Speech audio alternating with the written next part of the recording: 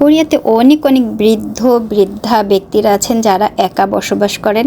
আবার দেখা যায় যে অনেক ইয়াং ছেলেমেয়েরাও আছেন যারা একা একা থাকতেই পছন্দ করেন।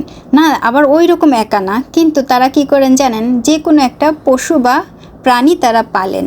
ওই যেমন ধরেন একটা কুকুর বা একটা বিড়াল তাদের ঘরে অবশ্যই তারা পালেন, ওই যে একাকিত্বটা কাটানোর জন্য। আমি অনেক জায়গাতে দেখেছি যে নড়তে পারেন না, একেবারে বিছানা ধরা বা ধরেন হুইল চেয়ারে ঘুরে বেড়ান, ওই বসতে পারে। ওনরাও কিন্তু আর না হলেও একটা থেকে দুইটা কুকুরও পুষে থাকেন। কারণ কি জানেন, ওই যে ঘরে সবসময় একা একা থাকে, ওই কুকুরদের সঙ্গে কথা বলে, কুকুরদের সঙ্গে মেশে, মানে তারা তাদের সঙ্গে এই সম্পূর্ণভাবে সম্পর্কটা করে নিয়েছে। আর আমরা বৃদ্ধ বয়সে সবসময় ছেলে মেয়েদের সঙ্গে থাকতে চাই, নাতি পুতি এইগুলো নিয়েই থাকতে চাই। আর এমনি অন্যান্য দেশের সবাই কিন্তু বৃদ্ধ বয়সে দেখা যায় যে বৃদ্ধাশ্রমে বা অন্যান্য জায়গাতে এমনি একাকিত্বভাবেই দিন কাটান।